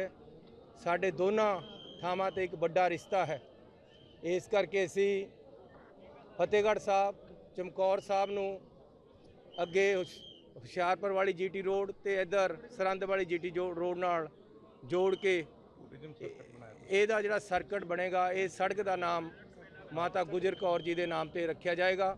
ਇਸ ਮੌਕੇ ਪੱਤਰਕਾਰਾਂ ਨੇ ਮੁੱਖ ਮੰਤਰੀ ਚੰਨੀ ਤੋਂ ਸਜ਼ਾ ਪੂਰੀ ਕਰ ਚੁੱਕੇ ਜਿਹੜੇ ਪੰਜਾਬ ਦੀਆਂ ਜੇਲ੍ਹਾਂ ਵਿੱਚ ਬੰਦ ਨੇ ਬੰਦੀ ਸਿੰਘ ਉਹਨਾਂ ਦੀ ਰਿਹਾਈ ਦਾ ਸਵਾਲ ਪੁੱਛਿਆ ਤਾਂ ਮੁੱਖ ਮੰਤਰੀ ਨੇ ਕਿਹਾ ਕਿ ਸਰਕਾਰ ਸਜ਼ਾ ਪੂਰੀ ਕਰ ਚੁੱਕੇ ਬੰਦੀ ਸਿੰਘਾਂ ਨੂੰ ਰਿਹਾ ਕਰਨ ਦੀ ਪ੍ਰਕਿਰਿਆ ਸ਼ੁਰੂ ਕਰ ਚੁੱਕੀ ਹੈ ਤੇ ਉਹਨਾਂ ਦੀ ਰਿਹਾਈ ਜਲਦ ਕੀਤੀ ਜਾਵੇਗੀ। ਉਧਰ ਕੇਂਦਰੀ ਖੇਤੀਬਾੜੀ ਮੰਤਰੀ ਨਰਿੰਦਰ ਤੋਮਰ ਆਪਣੇ ਇੱਕ ਦਿਨ ਪਹਿਲਾਂ ਵਾਲੇ ਬਿਆਨ ਤੋਂ ਪਲਟ ਗਏ ਨੇ। ਤੋਮਰ ਨੇ ਹੁਣ ਕਿਹਾ ਕਿ ਸਰਕਾਰ ਦੇ ਵੱਲੋਂ ਹਾਲ ਹੀ ਵਿੱਚ ਰੱਦ ਕੀਤੇ ਗਏ ਖੇਤੀ ਕਾਨੂੰਨਾਂ ਨੂੰ ਮੁੜ ਤੋਂ ਲਿਆਉਣ ਦੀ ਸਰਕਾਰ ਦੀ ਕੋਈ योजना नहीं है। उन्होंने किसानों को इस मुद्दे ते कांग्रेस वालों पैदा किए जा रहे भरम तो सावधान रहने की अपील की। तोमर ने एक बयान दे विच कहा कि प्रधानमंत्री नरेंद्र मोदी ने किसानों के हितों की रक्षा लई खेती सुधार कानून वापस लैण दा फैसला लिया सी। उन्होंने कहा कि सरकार की रद्द कीते खेती कानूनों को मुड़ तो लियाउण दी कोई योजना नहीं है, बल्कि कांग्रेस अपनी नाकामियां छुपाउण दे लई भरम फैलाउण दे नकारात्मक काम दे विच लगी हुई है। दरअसल एक दिन पहला नरेंद्र तोमर ने कहा सी कि ਸਰਕਾਰ ਕਿਸਾਨਾਂ ਦੇ ਕੁਝ ਹਿੱਸੇ ਨੂੰ ਸਮਝਾ ਨਹੀਂ ਸਕੀ ਤੇ ਹੁਣ ਕਿਸੇ ਹੋਰ ਤਰੀਕੇ ਦੇ ਨਾਲ ਇਹ ਖੇਤੀ ਕਾਨੂੰਨ ਨੇ ਜਿਹੜੇ ਉਹ ਲਿਆਂਦੇ ਜਾ ਸਕਦੇ ਨੇ। ਉਹਨਾਂ ਨੇ ਸੰਭਾਵਨਾ ਜਤਾਈ ਸੀ, ਜਿਸ ਤੋਂ ਬਾਅਦ ਕਾਂਗਰਸ ਨੇ ਇਸ ਦਾ ਤਿੱਖਾ ਵਿਰੋਧ ਕੀਤਾ ਸੀ, ਕਿਸਾਨਾਂ ਨੇ ਵੀ ਵਿਰੋਧ ਕੀਤਾ ਸੀ ਤੇ ਕਿਸਾਨ ਮਜ਼ਦੂਰ ਸੰਘਰਸ਼ ਕਮੇਟੀ ਨੇ ਪੰਜਾਬ ਦੇ ਵਿੱਚ ਵੱਖ-ਵੱਖ ਥਾਵਾਂ ਤੇ ਖੇਤੀਬਾੜੀ ਮੰਤਰੀ ਨਰਿੰਦਰ ਤੋਮਰ ਦੇ ਪੁਤਲੇ ਵੀ ਸਾੜੇ। ਸਰਵਣ ਸਿੰਘ ਪੰਧੇਰ ਨੇ ਕਿਹਾ ਕਿ ਪਹਿਲਾਂ ਵੀ ਕਰੋਨਾ ਦੀ ਆੜ ਵਿੱਚ ਕਾਨੂੰਨ ਲਿਆਂਦੇ ਗਏ ਸੀ ਤੇ ਹੁਣ ਓਮੀਕਰੋਨ ਦੀ ਆੜ ਵਿੱਚ ਕਾਨੂੰਨ ਫੇਰ ਆ ਸਕਦੇ ਨੇ। ਮੀਡੀਆ ਸਰਕਾਰ ਦਾ ਵੱਡਾ ਹਥਿਆਰ ਹੈ ਤੇ ਦੇਸ਼ ਵਿੱਚ ਦਹਿਸ਼ਤ ਦਾ ਮਾਹੌਲ ਬਣਾਉਣ ਦੇ ਵਿੱਚ ਵੀ ਮੀਡੀਆ ਦਾ ਮੁੱਖ ਤੌਰ ਤੇ ਹੱਥ ਹੁੰਦਾ ਹੈ। ਸਰਵਣ ਸਿੰਘ ਪੰਧੇਰ ਨੇ ਖੇਤੀਬਾੜੀ ਮੰਤਰੀ ਦੇ ਬਿਆਨ ਦੀ ਸਖਤ ਨਿੰਦਿਆ ਕਰਦਿਆਂ ਉਹਨਾਂ ਨੂੰ ਚੇਤਾਵਨੀ ਵੀ ਦਿੱਤੀ। ਕੱਲ ਨਰਿੰਦਰ ਤੋਮਰ ਦਾ ਬਿਆਨ ਆਇਆ ਸੀਗਾ ਤੇ ਅੱਜ ਅਸੀਂ ਜਿਹੜੀ ਆ ਉਹਨਾਂ ਦੀ ਅਰਥੀ ਫੂਕ ਮੁਜ਼ਾਹਰਾ ਕੀਤਾ ਵਾ ਔਰ ਇਹਦੇ ਨਾਲ ਜਿਹੜਾ ਖੇਤੀ ਕਾਨੂੰਨ ਦੁਬਾਰਾ ਲਿਆਉਣ ਦੀਆਂ ਗੱਲਾਂ ਕੀਤੀਆਂ ਜਾ ਰਹੀਆਂ। ਕੇਂਦਰ ਨੂੰ ਚੇਤਾਵਨੀ ਦਿੰਦੇ ਆ ਉਹ MSP ਦਾ ਗਰੰਟੀ ਦਾ ਕਾਨੂੰਨ ਲੈ ਕੇ ਆਵੇ ਔਰ ਜਿਹੜੇ ਲਖੀਮਪੁਰ ਦੇ ਖੀਰੀ ਵਾਲੇ ਮਹੱਲੇ ਤੇ ਜਿਹੜਾ ਮੰਤਰੀ ਆ ਉਹਨੂੰ ਅਸਤੀਫਾ ਦਵਾਵੇ ਔਰ ਕੇਸ ਰਹਿੰਦੇ ਵਾਪਸ ਲੈਣ। ਅਸੀਂ ਉਸੇ ਤਰ੍ਹਾਂ ਤਿਆਰ ਆ, ਤੁਸੀਂ ਲਿਆ ਕੇ ਤਾਂ ਵੇਖੋ, ਭਲਾ ਵੇਖਾਂਗੇ ਕਿਵੇਂ ਲੈ ਕੇ ਆਉਂਦੇ ਆ। ਦੂਸਰੀ ਗੱਲ ਹੈਗੀ ਵੀ ਜਿਹੜੀਆਂ ਚੰਨੀ ਸਰਕਾਰ ਨੇ ਵਾਅਦਾ ਕੀਤੇ ਕਰਜ਼ਾ ਮਾਫੀ, ਬੇਰੁਜ਼ਗਾਰ ਨੂੰ ਰੁਜ਼ਗਾਰ ਦੇਣ ਵਾਲੀਆਂ, ਇਹ ਗੱਲਾਂ ਹਾਲੇ ਰਹਿ ਰਹੀਆਂ। ਕੁਝ ਗੱਲਾਂ ਤੇ ਗੱਲੇ ਅੱਗੇ ਵਧੀ ਹੈਗੀ ਆ। ਅਸੀਂ ਚਾਹੁੰਦੇ ਵੀ 1-2 ਦਿਨਾਂ ਵਿੱਚ ਸ਼ਾਇਦ ਚੰਨੀ ਸਰਕਾਰ ਸਾਡੇ ਮਸਲੇ ਹੱਲ ਕਰੇ ਤੇ ਇਹ ਕੜਾਕੇ ਦੀ ਠੰਡ ਵਿੱਚ ਸਾਨੂੰ ਜਿਹੜੀਆਂ ਰੇਲਾਂ ਤੇ ਰੋਲਣਾ ਨਾ ਪਵੇ। ਇੱਕ ਬੰਨੇ ਕਿਸਾਨਾਂ ਦੀ ਖੱਜਲ ਖਰਾਬੀ ਹੋ ਰਹੀ, ਰੇਲਾਂ ਤੇ ਬਹਿਣਾ ਪੈ ਰਿਹਾ, ਇੱਕ ਬੰਨੇ ਸਾਡੇ ਭਰਾ ਜਾਂ ਵਪਾਰ ਤੇ ਵੀ ਇਹਦਾ ਬੁਰਾ ਅਸਰ ਪੈਂਦਾ। ਇਹਦੇ ਲਈ ਚੰਨੀ ਸਰਕਾਰ ਜ਼ਿੰਮੇਵਾਰ ਹੈਗੀ ਆ। ਧੰਨਵਾਦ। ਖੇਤੀਬਾੜੀ ਮੰਤਰੀ ਨਰਿੰਦਰ ਤੋਮਰ ਦੇ ਇਸ ਬਿਆਨ ਦਾ ਪੰਜਾਬ ਦੇ ਕਿਸਾਨਾਂ ਨੇ ਵੀ ਜਵਾਬ ਦਿੱਤਾ। ਨੌਜਵਾਨਾਂ ਨੇ ਤਿੱਖਾ ਪ੍ਰਤੀਕਰਮ ਦਿੰਦਿਆਂ ਕਿਹਾ ਕਿ ਅਸੀਂ ਇਸੇ ਕਰਕੇ ਬਾਰਡਰਾਂ ਤੋਂ ਆਪਣੇ ਘਰ ਢਾਹ ਕੇ ਨਹੀਂ ਆਏ, ਬਲਕਿ ਉਸੇ ਤਰ੍ਹਾਂ ਚੱਕ ਕੇ ਲੈ ਕੇ ਆਏ ਹਾਂ ਕਿ ਜੇ ਸਰਕਾਰ ਦੀ ਨੀਅਤ ਖਰਾਬ ਹੁੰਦੀ ਹੈ, ਮੁੜ ਤੋਂ ਖੇਤੀ ਕਾਨੂੰਨ ਲਿਆਉਣ ਦੀ ਗੱਲ ਹੁੰਦੀ ਹੈ ਤਾਂ ਅਸੀਂ ਮੁੜ ਤੋਂ ਜਾ ਕੇ ਫਿਰ ਡੇਰੇ ਲਾ ਕੇ ਬਹਿ ਜਾਾਂਗੇ। ਇਹ ਨਾ ਸਮਝਿਓ ਕਿ ਅਸੀਂ ਥੱਕ ਕੇ ਅੱਕ ਕੇ ਮੁੜ ਗਏ ਹਾਂ। ਸਾਡੇ ਅੰਦਰ ਜਿਹੜਾ ਸੰਘਰਸ਼ ਲੜਨ ਦਾ ਰੋਹ ਹੈ ਉਹ ਪਹਿਲਾਂ ਨਾਲੋਂ ਵੀ ਵੱਧ ਪੈਦਾ ਹੋ ਗਿਆ। ਇਹ ਸੁਨੇਹਾ ਜਤਿੰਦਰ ਸਿੰਘ ਨਾਮ ਦੇ ਉਸ ਨੌਜਵਾਨ ਨੇ ਖੇਤੀਬਾੜੀ ਮੰਤਰੀ ਨੂੰ ਭੇਜਿਆ ਹੈ, ਜਿਹੜੇ ਕਿ ਪੂਰਾ 1 ਸਾਲ ਸਿੰਘੂ ਬਾਰਡਰ ਦੇ ਮੋਰਚੇ ਵਿੱਚ ਡਟੇ ਰਹੇ। ਤੋਮਰ ਸਾਹਿਬ ਦਾ ਇੱਕ ਬਿਆਨ ਆਇਆ ਲੇਟੈਸਟ, ਉਹ ਕਹਿੰਦਾ ਵੀ ਕੁਛ ਲੋਕਾਂ ਨੂੰ ਅਸੀਂ ਜਿਹੜੇ ਆਪਣੇ ਕਾਨੂੰਨ ਬਣਾਏ ਸੀਗੇ, ਕੁਛ ਲੋਕਾਂ ਨੂੰ ਅਸੀਂ ਸਮਝਾ ਨਹੀਂ ਪਾਏ ਜਾਂ ਜਿੱਦਾਂ ਵੀ ਕੁਛ ਲੋਕ ਸਮਝੇ ਨਹੀਂ। ਅਸੀਂ ਇਹ ਕਾਨੂੰਨ ਵੀ ਵਾਪਸ ਲੈ ਕੇ ਆਵਾਂਗੇ ਕਦੋਂ ਵੀ। ਸੋ ਤੋਮਰ ਸਾਹਿਬ ਨੂੰ ਇੱਕ ਮੇਰਾ ਸਾਡੀ ਟੀਮ ਵੱਲੋਂ ਇੱਕ ਬਿਆਨ, ਇੱਕ ਰਿਪਲਾਈ ਆ, ਤੁਸੀਂ ਕਹਿ ਸਕਦੇ ਆ, ਜੇ ਉਹਦੇ ਤੱਕ ਪਹੁੰਚਦਾ ਤੇ ਬਹੁਤ ਵਧੀਆ ਗੱਲ ਹੋਊਗੀ। ਸ਼ਾਇਦ ਇਹੀ ਇੱਕ ਰੀਜ਼ਨ ਸੀ, ਅਸੀਂ ਤਾਂ ਆਪਣੇ ਘਰ ਵੀ ਨਹੀਂ ਪੱਟੇ, ਅਸੀਂ ਉਹੀ ਘਰ ਵਾਪਸ ਲੈ ਕੇ ਆਏ ਆ। ਕੋਈ ਨਹੀਂ, ਕੱਲ ਨੂੰ ਉੱਥੇ ਲਿਜਾ ਕੇ ਦੁਬਾਰੇ ਮੋਰਚੇ ਲਾਣੇ ਹੋਣ ਤੇ ਅਸੀਂ ਨਹੀਂ ਦਬਦੇ। ਸੋ ਇਹ ਨਾ ਸੋਚਿਓ ਕਿ ਅਸੀਂ ਦਬ ਗਏ ਜਾਂ ਅਸੀਂ ਥੱਕ ਗਏ ਆ। ਕੁਛ ਭਾਵੇਂ ਲੀਡਰਾਂ ਨੇ ਕਹਿਤਾ ਹੋਵੇ ਵੀ ਅਸੀਂ ਥੱਕ ਗਏ ਆ, ਤੇ ਅਸੀਂ ਨਾ ਤੇ ਥੱਕੇ ਆ ਤੇ ਨਾ ਅੱਕੇ ਆ, ਨਾ ਡਰਦੇ ਆ ਨਾ ਹਰਦੇ ਆ, ਤੇ ਅਸੀਂ ਦੁਬਾਰੇ ਵੀ ਤਿਆਰ ਆ। ਜਦੋਂ ਮਰਜ਼ੀ ਤੁਹਾਡਾ ਚਿੱਤ ਕਰੇ ਤੁਸੀਂ ਦੁਬਾਰੇ ਕਾਨੂੰਨ ਲਿਆਓ, ਅਸੀਂ ਸੰਘਰਸ਼ ਕਰਨ ਲਈ ਦੁਬਾਰੇ ਤਿਆਰ ਆ। ਜਿਵੇਂ ਇੱਦਾਂ 1 ਸਾਲ ਬਾਅਦ ਤੁਹਾਡੇ ਹੈਂਕੜਬਾਜ਼ ਪ੍ਰਧਾਨ ਮੰਤਰੀ ਨੂੰ ਝੁਕਣਾ ਪਿਆ ਤੇ ਦੁਬਾਰੇ ਵੀ ਝੁਕਾਵਾਂਗੇ। ਹੁਣ ਗੱਲ ਕਰਦੇ ਆ ਉਹਨਾਂ ਕਿਸਾਨ ਲੀਡਰਾਂ ਦੀ, ਬਾਈ ਕਿਸਾਨ ਜਥੇਬੰਦੀਆਂ ਦੀ, ਜਿਹੜੀਆਂ ਕਿ ਵਾਇਆ ਸਿੰਘੂ ਚੋਣ ਮੈਦਾਨ ਦੇ ਵਿੱਚ ਨਿਤਰਨ ਦੇ ਲਈ ਆ ਗਈਆਂ ਨੇ। ਇੱਕ ਦਿਨ ਪਹਿਲਾਂ ਬਲਵੀਰ ਸਿੰਘ ਰਾਜੇਵਾਲ ਦੀ ਅਗਵਾਈ ਦੇ ਵਿੱਚ ਕਿਸਾਨਾਂ ਨੇ ਆਪਣੀ ਨਵੀਂ ਪਾਰਟੀ ਦਾ ਐਲਾਨ ਕਰ ਦਿੱਤਾ ਤੇ ਹੁਣ ਇਸ ਤੇ ਵੱਖੋ ਵੱਖਰੇ ਪ੍ਰਤੀਕਰਮ ਆ ਰਹੇ ਨੇ। ਸੰਯੁਕਤ ਕਿਸਾਨ ਮੋਰਚੇ ਨੇ ਤਾਂ ਉਸੇ ਦਿਨ ਹੀ ਕਹਿ ਦਿੱਤਾ ਸੀ ਕਿ ਮੋਰਚੇ ਦਾ ਇਸ ਨਵੀਂ ਸਿਆਸੀ ਜਮਾਤ ਦੇ ਨਾਲ ਕੋਈ ਸੰਬੰਧ ਨਹੀਂ ਹੈ ਤੇ ਆਉਣ ਵਾਲੀ 15 ਜਨਵਰੀ ਨੂੰ ਜਿਹੜੀ ਬੈਠਕ ਹੋਣੀ ਹੈ ਸੰਯੁਕਤ ਕਿਸਾਨ ਮੋਰਚੇ ਦੀ, ਉਸ ਦੇ ਵਿੱਚ ਉਹ ਫੈਸਲਾ ਵੀ ਲੈਣਗੇ ਕਿ ਇਹ ਜਿਹੜੇ ਕਿਸਾਨ ਲੀਡਰ ਹੈਗੇ ਨੇ ਜਿਨ੍ਹਾਂ ਨੇ ਵੱਖਰੀ ਸਿਆਸੀ ਪਾਰਟੀ ਬਣਾ ਲਈ ਹੈ, ਇਹ ਸੰਯੁਕਤ ਕਿਸਾਨ ਮੋਰਚੇ ਦਾ ਹਿੱਸਾ ਰਹਿਣਗੇ ਵੀ ਜਾਂ ਫਿਰ ਨਹੀਂ। ਸਿੱਧੂਪੁਰ ਜਥੇਬੰਦੀ ਦੇ ਪ੍ਰਧਾਨ ਜਗਜੀਤ ਸਿੰਘ ਡੱਲੇਵਾਲ ਨੇ ਇਸ ਦਾ ਤਿੱਖਾ ਵਿਰੋਧ ਕੀਤਾ ਹੈ। ਉੱਥੇ ਹੀ ਡਾਕਟਰ ਦਰਸ਼ਨਪਾਲ ਦਾ ਕਹਿਣਾ ਹੈ ਕਿ ਜਿਹੜੇ ਕਿਸਾਨਾਂ ਨੇ ਸਿਆਸੀ ਪਾਰਟੀ ਬਣਾਈ ਹੈ ਉਹਨਾਂ ਦਾ ਕੋਈ ਵਜੂਦ ਹੀ ਨਹੀਂ ਰਹਿਣਾ, ਨਾ ਤਾਂ ਉਹ ਕਿਸਾਨ ਲੀਡਰ ਰਹਿਣਗੇ, ਨਾ ਉਹ ਸੰਘਰਸ਼ੀ ਰਹਿਣਗੇ, ਨਾ ਹੀ ਉਹ ਸਿਆਸਤਦਾਨ ਬਣ ਸਕਣਗੇ। ਸੰਯੁਕਤ ਕਿਸਾਨ ਮੋਰਚੇ ਦੇ ਵਿੱਚ ਸ਼ਾਮਲ ਯੋਗਿੰਦਰ ਯਾਦਵ ਨੇ ਵੀ ਸਵਾਲ ਪੁੱਛਿਆ ਕਿ ਕੀ ਤੁਸੀਂ ਆਪਣੀ ਨਵੀਂ ਸਿਆਸੀ ਪਾਰਟੀ ਦਾ ਰਲੇਵਾਂ ਆਮ ਆਦਮੀ ਪਾਰਟੀ ਦੇ ਨਾਲ ਕਰ ਰਹੇ ਹੋ। ਇਸ ਤੇ ਕਾਂਗਰਸ ਦੇ ਯੂਥ ਲੀਡਰ ਵਰਿੰਦਰ ਢਿੱਲੋਂ ਨੇ ਕਿਹਾ ਕਿ ਜੇ ਕਿਸਾਨਾਂ ਦੀ ਪਾਰਟੀ ਦਾ ਆਮ ਆਦਮੀ ਪਾਰਟੀ ਨਾਲ ਗੱਠਜੋੜ ਹੋਇਆ ਤਾਂ ਇਹ ਕਿਸਾਨਾਂ ਦੀ ਸ਼ਹਾਦਤ ਦਾ ਅਪਮਾਨ ਹੋਵੇਗਾ। ਮੋਰਚੇ ਦੇ ਨਾਲ ਜੁੜੇ ਹੋਏ ਦੀਪ ਸਿੱਧੂ ਨੇ ਵੀ ਇਸ ਤੇ ਨਿਸ਼ਾਨਾ ਲਾਉਂਦਿਆਂ ਕਿਹਾ ਕਿ ਇੱਕੋ ਮੌਕੇ 22 ਬਿੱਲੀਆਂ ਥੈਲੇ ਵਿੱਚੋਂ ਬਾਹਰ ਆ ਗਈਆਂ ਨੇ। ਪਰ ਪੰਜਾਬ ਕਾਂਗਰਸ ਦੇ ਪ੍ਰਧਾਨ ਨਵਜੋਤ ਸਿੰਘ ਸਿੱਧੂ ਨੇ ਕਿਹਾ ਕਿ ਕਿਸਾਨਾਂ ਨੂੰ ਚੋਣਾਂ ਲੜਨ ਦਾ ਹੱਕ ਹੈ। ਕਹਿੰਦੇ ਮੈਂ ਪਹਿਲਾਂ ਵੀ ਕਿਹਾ ਸੀ ਕਿ ਕਿਸਾਨਾਂ ਨੂੰ ਚੋਣ ਮੈਦਾਨ ਦੇ ਵਿੱਚ ਨਿੱਤਰਨਾ ਚਾਹੀਦਾ ਹੈ, ਜਦਕਿ ਕਾਂਗਰਸ ਦੇ MP ਰਵਨੀਤ ਬਿੱਟੂ ਦਾ ਕਹਿਣਾ ਹੈ ਕਿ ਕਿਸਾਨਾਂ ਦਾ ਹਾਲ ਅੰਨਾ ਹਜ਼ਾਰੇ ਵਰਗਾ ਹੋਵੇਗਾ ਜਿਨ੍ਹਾਂ ਨੇ ਸਿਆਸੀ ਪਾਰਟੀ ਬਣਾਈ ਹੈ। ਸੋ ਹਾਲ ਦੀ ਘੜੀ ਕਿਸਾਨ ਆਪਣੀ ਇਸ ਸਿਆਸਤ ਦੇ ਵਿੱਚ ਕਿੰਨੇ ਕੁ ਕਾਮਯਾਬ ਹੋ ਸਕਣਗੇ, ਕੀ ਬਲਵੀਰ ਸਿੰਘ ਰਾਜੇਵਾਲ ਮੁੱਖ ਮੰਤਰੀ ਬਣ ਸਕਣਗੇ, ਇਹ ਹਾਲੇ ਸਵਾਲ ਹੀ ਬਣੇ ਹੋਏ ਨੇ, ਕਿਉਂਕਿ ਕਿਸਾਨਾਂ ਦੇ ਵਿੱਚ ਏਕਾ ਨਹੀਂ ਹੈ। 32 ਕਿਸਾਨ ਜਥੇਬੰਦੀਆਂ ਦੇ ਵਿੱਚੋਂ 10 ਕਿਸਾਨ ਜਥੇਬੰਦੀਆਂ ਇਸ ਮੋਰਚੇ ਦੇ ਵਿੱਚ ਸੰਯੁਕਤ ਸਮਾਜ ਮੋਰਚੇ ਦੇ ਵਿੱਚ ਸ਼ਾਮਿਲ ਨਹੀਂ ਤੇ ਨਾ ਹੀ ਇਹਨਾਂ ਨਾਲ ਸਹਿਮਤ ਹਨ। ਹੋ ਸਕਦਾ ਆਉਂਦੇ ਦਿਨਾਂ ਦੇ ਵਿੱਚ 22 ਦੀਆਂ 32 ਹੋ ਜਾਣ ਜਾਂ ਫਿਰ 22 ਦੀਆਂ ਘਟ ਕੇ 12 ਰਹਿ ਜਾਣ। ਇਸ ਦੇ ਵਿੱਚ ਵੀ ਕੋਈ ਅਤਕਥਨੀ ਨਹੀਂ ਹੋਵੇਗੀ। ਇਹ ਕਹਿਣਾ ਕਿ ਪਾਰਟੀ ਦੇ ਵਿੱਚ ਵਾਧਾ ਵੀ ਹੋ ਸਕਦਾ ਹੈ ਤੇ ਪਾਰਟੀ ਦੇ ਵਿੱਚ ਘਾਟਾ ਵੀ ਹੋ ਸਕਦਾ ਹੈ, ਕਿਉਂਕਿ ਲੋਕਾਂ ਦੇ ਵੱਖੋ ਵੱਖਰੇ ਪ੍ਰਤੀਕਰਮ ਸਾਹਮਣੇ ਆ ਰਹੇ ਨੇ। ਤੇ ਇਹ ਵੀ ਬੜੀ ਅਹਿਮ ਗੱਲ ਹੈ ਕਿ ਸਿਆਸੀ ਪਾਰਟੀ ਬਣਾਉਣ ਦੇ ਵਿੱਚ ਵੀ ਵੱਡੇ ਲੀਡਰ ਸ਼ਾਮਲ ਨੇ ਕਿਸਾਨਾਂ ਦੇ, ਤੇ ਜਿਹੜੇ ਇਸ ਨਾਲ ਅਸਹਿਮਤ ਨੇ ਉਹਨਾਂ ਦੇ ਵਿੱਚ ਵੀ ਵੱਡੇ ਲੀਡਰ ਨੇ। ਸੋ ਜਿਹੜੀਆਂ ਦੋ ਵੱਡੀਆਂ ਜਥੇਬੰਦੀਆਂ ਨੇ, ਜੋਗਿੰਦਰ ਸਿੰਘ ਉਗਰਾਹਾਂ ਦੀ ਉਗਰਾਹਾਂ ਗਰੁੱਪ ਤੇ ਜਿਹੜੀ ਕਿਸਾਨ ਮਜ਼ਦੂਰ ਸੰਘਰਸ਼ ਕਮੇਟੀ, ਉਹਨਾਂ ਦੇ ਨਾਲ ਵੀ ਵੱਡੀ ਧਿਰ ਹੈ ਕਿਸਾਨਾਂ ਦੀ, ਪੰਜਾਬ ਦੇ ਕਿਸਾਨਾਂ ਦੀ, ਖਾਸ ਕਰਕੇ ਮਾਝੇ ਦੇ ਕਿਸਾਨਾਂ ਦੀ। ਉਹ ਵੀ ਸਿਆਸਤ ਵਿੱਚ ਨਿਤਰਨ ਦੇ ਫੈਸਲੇ ਨਾਲ ਪੂਰੀ ਤਰ੍ਹਾਂ ਦੇ ਨਾਲ ਅਸਹਿਮਤ ਨੇ। ਉਹਨਾਂ ਦੀ ਪਾਰਟੀ ਦਾ ਆਪਣਾ ਵੱਖਰਾ ਸਟੈਂਡ ਹੈ ਕਿ ਉਹ ਸਿਆਸਤ ਦੇ ਵਿੱਚ ਨਹੀਂ ਜਾਣਗੇ, ਕਿਉਂਕਿ ਕਿਸਾਨਾਂ ਦੇ ਮਸਲਿਆਂ ਦਾ ਹੱਲ ਸਿਆਸਤ ਨਹੀਂ ਕਰ ਸਕਦੀ। ਭਾਰਤੀ ਕਿਸਾਨ ਯੂਨੀਅਨ ਏਕਤਾ ਡਕੌਂਦਾ, ਜਿਹਦੇ ਬਾਰੇ ਕੱਲ ਕਿਸਾਨਾਂ ਨੇ ਇਹ ਦਾਅਵਾ ਕੀਤਾ ਸੀ, ਸਿਆਸੀ ਪਾਰਟੀ ਬਣਾਉਣ ਵਾਲੇ ਕਿਸਾਨਾਂ ਨੇ, ਕਿ ਡਕੌਂਦਾ ਪਾਰਟੀ ਵੀ ਸਾਡੇ ਨਾਲ ਆ ਜਾਏਗੀ ਤੇ ਜਿਹੜੀ ਇੱਕ ਹੋਰ ਪਾਰਟੀਆਂ ਨੇਗੀਆਂ ਉਹ ਵੀ ਸਾਡੇ ਨਾਲ ਆ ਜਾਣਗੀਆਂ, ਕਿਸਾਨਾਂ ਦੀਆਂ ਜਥੇਬੰਦੀਆਂ। ਪਰ ਡਕੌਂਦਾ ਦੇ ਪ੍ਰਧਾਨ ਨੇ ਸਾਫ਼ ਇਨਕਾਰ ਕਰ ਦਿੱਤਾ ਹੈ। ਸੀਨੀਅਰ ਮੀਤ ਪ੍ਰਧਾਨ ਮਨਜੀਤ ਸਿੰਘ ਧਨੇਰ ਤੇ ਕਮਲਜੀਤ ਖੰਨਾ ਨੇ ਕਿਹਾ ਕਿ ਚੋਣ ਲੜਨ ਲਈ ਬਣੇ ਸੰਯੁਕਤ ਸਮਾਜ ਮੋਰਚੇ ਦਾ ਅਸੀਂ ਹਿੱਸਾ ਨਹੀਂ ਬਣਾਂਗੇ। ਉਹਨਾਂ ਕਿਹਾ ਕਿ 1.5 ਸਾਲ ਦੇ ਲੰਮੇ ਸੰਘਰਸ਼ ਦੇ ਵਿੱਚ ਉਸਰੀ ਕਿਸਾਨ ਮੋਰਚੇ ਦੀ ਏਕਤਾ ਨੂੰ ਅਸੀਂ ਕਿਸੇ ਵੀ ਕੀਮਤ ਤੇ ਆਂਚ ਵੀ ਨਹੀਂ ਆਉਣ ਦੇਵਾਂਗੇ। ਲੋਕ ਭਾਵਨਾਵਾਂ ਸਰਕਾਰ ਬਣਾਉਣਾ ਚਾਹੁੰਦੀਆਂ ਨੇ, ਪਰ ਅਜੋਕੇ ਹਾਲਾਤ ਵਿੱਚ ਸੰਘਰਸ਼ ਤੇ ਏਕਤਾ ਹੀ ਇੱਕੋ ਇੱਕ ਮੂਲ ਮੰਤਰ ਹੈ। ਤੇ ਕਿਸਾਨ ਮਜ਼ਦੂਰ ਸੰਘਰਸ਼ ਕਮੇਟੀ ਦੇ ਪ੍ਰਧਾਨ ਸਰਵਣ ਸਿੰਘ ਪੰਧੇਰ ਨੇ ਕਿਹਾ ਕਿ ਸੰਘਰਸ਼ ਹਮੇਸ਼ਾ ਸੜਕਾਂ ਤੇ ਬਹਿ ਕੇ ਹੀ ਲੜੇ ਤੇ ਜਿੱਤੇ ਜਾਂਦੇ ਨੇ। ਮੀਡੀਆ, ਅਫਸਰਸ਼ਾਹੀ, ਨਿਆਂਪਾਲਿਕਾ ਸਿੱਧਾ ਕੇਂਦਰ ਸਰਕਾਰ ਦੇ ਅਧੀਨ ਹੈ। ਸੋ ਸਿਆਸਤ ਕਿਸਾਨਾਂ ਲਈ ਬਣੀ ਹੀ ਨਹੀਂ। ਸਾਨੂੰ ਬੇਰੁਜ਼ਗਾਰੀ, ਨਸ਼ੇ, MSP ਤੇ ਹੋਰ ਰਹਿੰਦੀਆਂ ਮੰਗਾਂ ਲਈ ਇਕਜੁੱਟ ਹੋਣਾ ਪਵੇਗਾ। ਜਿਵੇਂ ਇਕਜੁੱਟ ਹੋ ਕੇ ਪਿਛਲਾ ਸੰਘਰਸ਼ ਲੜਿਆ ਤੇ ਜਿੱਤਿਆ ਹੈ, ਉਵੇਂ ਹੀ ਅਗਲਾ ਵੀ ਜਿੱਤਣਾ ਪਵੇਗਾ। ਬਾਕੀ ਸਾਡੀ ਜਥੇਬੰਦੀ ਦਾ ਤਾਂ ਕਹਿੰਦੇ ਨਾ ਕੋਈ ਪਹਿਲਾਂ ਚੋਣਾਂ ਲੜਨ ਦਾ ਇਰਾਦਾ ਸੀ, ਨਾ ਹੁਣ ਹੈ ਤੇ ਨਾ ਹੀ ਹੋਵੇਗਾ। ਹਾਲੇ ਫੈਸਲਾ ਹੋਇਆ ਵਾ ਵੀ ਕੁਝ ਸਾਡੀਆਂ ਧਿਰਾਂ ਵੱਲੋਂ ਵੀ ਅਸੀਂ ਇੱਕ ਸੰਯੁਕਤ ਸਮਾਜ ਮੋਰਚਾ ਬਣਾ ਕੇ ਇਲੈਕਸ਼ਨ ਵਿੱਚ ਜਾਣਾ ਵਾ, ਇਲੈਕਸ਼ਨ ਲੜਨੀ ਹੈ। ਚਲੋ ਉਹਨਾਂ ਦਾ ਇਹ ਜਮਹੂਰੀ ਅਧਿਕਾਰ ਹੈਗਾ ਵਾ ਵੀ ਉਹ ਇਲੈਕਸ਼ਨ ਲੜਨ, ਵੀ ਇੱਕ ਸਿਆਸੀ ਬਦਲ ਹੋਵੇ, ਏਜੰਡਿਆਂ ਤੇ ਹੋਵੇ। ਤੁਸੀਂ ਦੂਜਾ ਪੱਖ ਵੇਖੋ ਵੀ ਇੱਥੇ ਬੁੱਧੀਜੀਵੀ, ਹਰ ਇੱਕ ਬੁੱਧੀਜੀਵੀ ਨੂੰ ਵੀ ਹੱਕ ਹੈ ਉਹ ਇਲੈਕਸ਼ਨ ਲੜੇ, ਪੱਤਰਕਾਰਾਂ ਨੂੰ ਵੀ ਹੱਕ ਹੈ ਉਹ ਇਲੈਕਸ਼ਨ ਲੜਨ। ਤੁਸੀਂ ਪੱਤਰਕਾਰ ਵੀ ਦੇਖੋ ਗੈਰ ਕੀ ਇਲੈਕਸ਼ਨਾਂ 'ਚ, ਮੈਂ ਤੁਹਾਨੂੰ ਪਹਿਲੋਂ ਦੇ ਦੇਣਾ ਸੰਕੇਤ, ਦੇਖ ਲੋਗੇ ਐਨੀ ਮੀਡੀਆ 'ਚ ਗੱਲਾਂ ਚੱਲੀਆਂ। ਔਰ ਇਹ ਤੋਂ ਕਹਾਂ ਗਾਇਕ ਭਾਈਚਾਰਾ ਵੀ ਹੋਵੇ, ਇਨਫਰਾਸਟ੍ਰਕਚਰ ਕਿਵੇਂ ਹੈਗਾ, ਹੈ ਨਹੀਂ ਗਾ ਵੀ ਤੁਸੀਂ ਘੱਟੋ ਘੱਟ ਮੁੱਢਲਾ ਢਾਂਚਾ ਚਾਹੀਦਾ ਜਿਹੜਾ ਇਲੈਕਸ਼ਨ ਲੜਨ ਵਾਸਤੇ ਆ। ਨਾਲੇ ਕਹਿੰਦੇ ਸਿਆਸਤਦਾਨ ਬਾਗ ਹੈਗੇ ਆ, ਬਘਿਆੜ ਹੈਗੇ ਆ, ਤੁਸੀਂ ਕਿਤੇ ਆਓ ਤੁਹਾਨੂੰ ਖਾ ਜਾਣਗੇ। ਹੁਣ ਜਿਵੇਂ ਜਿਵੇਂ ਆ ਗੱਲਾਂ ਆ ਰਹੀਆਂ, ਬੁੱਧੀਜੀਵੀ ਆਪ ਦਾ ਸਟੈਂਡ ਬਦਲਦੇ ਜਾ ਰਹੇ ਆ। ਹੁਣ ਇਹ ਗੱਲਾਂ ਕਹਿ ਕੇ ਜਿਵੇਂ ਮਰਜ਼ੀ ਕਰ ਲਓ। ਕੱਲ ਤੱਕ ਅਸੀਂ ਕਈਆਂ ਨੂੰ ਨਿੰਦਦੇ ਰਹੇ ਹਾਂ ਵੀ ਉਹ ਅੰਦੋਲਨ ਵਿੱਚ ਵੜ ਕੇ ਇਹ ਗੱਲਾਂ ਕਹਿ ਕੇ ਚੀਜ਼ਾਂ ਲੈ ਕੇ ਆ ਰਹੇ ਵੀ ਸੰਗਤ ਫੈਸਲਾ ਕਰੂਗੀ, ਸੰਗਤ ਦਾ ਆਹ ਕੰਮ ਹੈਗਾ, ਸੰਗਤ ਆਹ ਚਾਹੁੰਦੀ ਆ ਵੀ ਵੱਧ ਕੇ ਲੜਨਾ ਚਾਹੀਦਾ। ਅਸਲ ਵਿੱਚ ਜਿਹੜਾ ਵਾ ਇਹ ਠੀਕ ਨਹੀਂ ਹੈਗਾ, ਸੋਚ ਸਮਝ ਕੇ ਲੜਨਾ ਚਾਹੀਦਾ। ਅਸੀਂ ਸਹਿਮਤ ਸੀ ਵੀ ਗੱਲ ਤਾਂ ਠੀਕ ਹੈਗੀ ਆ। ਹੁਣ ਉਹੀ ਕਹਿੰਦੇ ਨੇ ਫਿਰ ਸੰਗਤ ਦੇ ਸਿਰ ਤੇ ਵੀ ਲੋਕ ਕਹਿੰਦੇ ਆ ਸਾਨੂੰ।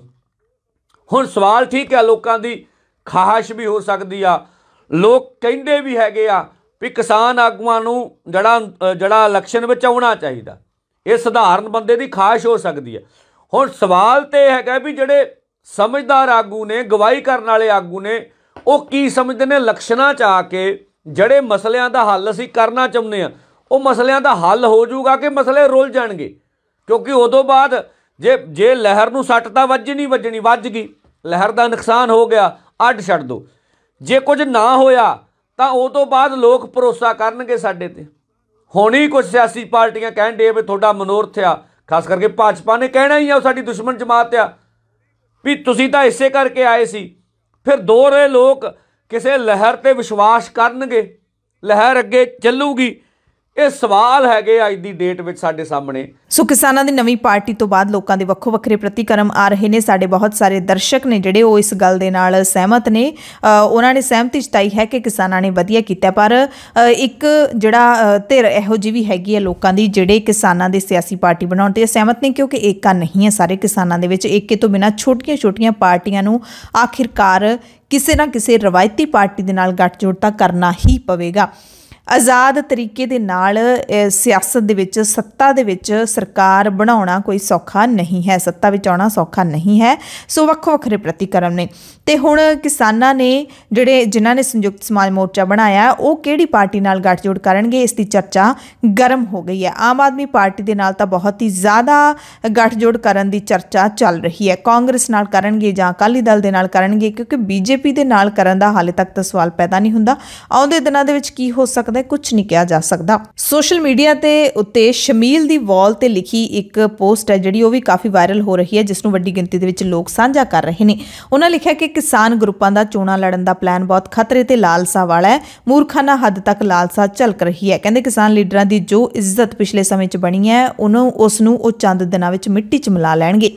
ਕਹਿੰਦੇ ਲੱਗਦਾ ਬਲਵੀਰ ਸਿੰਘ ਰਾਜੇਵਾਲ ਹੋਰਾਂ ਨੇ ਜਾਂਦੀ ਵਾਰੀ ਸਿਰ 'ਚ ਸੁਆਹ ਪਾਉਣ ਦੀ ਪੱਕੀ ਠਾਣੀ ਹੈ। ਜਿੰਨਾ ਇੱਜ਼ਤ ਮਾਣ ਕਿਸਾਨ ਅੰਦੋਲਨ ਦੌਰਾਨ ਕਿਸਾਨ ਲੀਡਰਾਂ ਨੂੰ ਮਿਲਿਆ, ਉਸ ਤਰ੍ਹਾਂ ਦਾ ਸਨਮਾਨ ਇਤਿਹਾਸ ਵਿੱਚ ਕਦੇ-ਕਦੇ ਹੀ ਕਿਸੇ ਦੇ ਹਿੱਸੇ ਆਉਂਦਾ ਹੈ। ਕੁਝ ਨੁਕਤੇ ਇਹਨਾਂ ਨੇ ਸਾਂਝੇ ਕੀਤੇ ਨੇ। ਕਹਿੰਦੇ ਤੁਹਾਡਾ ਸੰਘਰਸ਼ ਪਹਿਲੀ ਗੱਲ ਤਾਂ ਹਾਲੇ ਖਤਮ ਨਹੀਂ ਹੋਇਆ। MSP ਤੇ ਹੋਰ ਮੰਗਾਂ ਤੇ ਗੱਲ ਚੱਲ ਰਹੀ ਹੈ। ਇਸ਼ਾਰੇ ਪਹਿਲਾਂ ਹੀ ਮਿਲਣੇ ਸ਼ੁਰੂ ਹੋ ਗਏ ਨੇ ਕਿ ਸਰਕਾਰ ਖੇਤੀ ਕਾਨੂੰਨ ਵਾਪਸ ਲਿਆ ਸਕਦੀ ਹੈ। ਸਿਆਸੀ ਪਾਰਟੀ ਬਣਾਉਣ ਤੋਂ ਬਾਅਦ ਕਿਹੜੇ ਮੂੰਹ ਨਾਲ ਕਿਸਾਨਾਂ ਦੇ ਨੁਮਾਇੰਦੇ ਬਣ ਕੇ ਤੁਸੀਂ ਸਰਕਾਰ ਦੇ ਨਾਲ ਗੱਲ ਕਰੋਗੇ।